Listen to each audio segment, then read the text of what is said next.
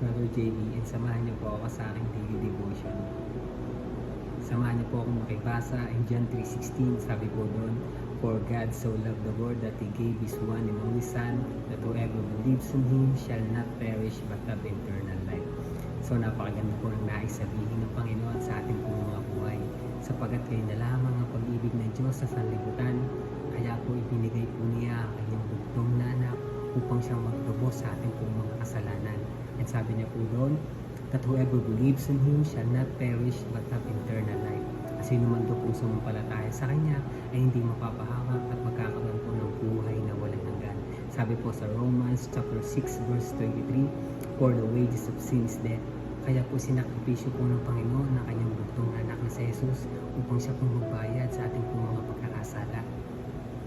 Pinatunayan po ng Panginoon ang Kanyang walang hanggang pag-ibig sa ating lahat.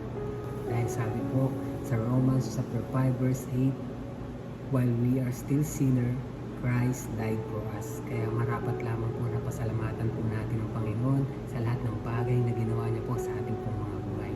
Ingat lang po sa Diyos po ako.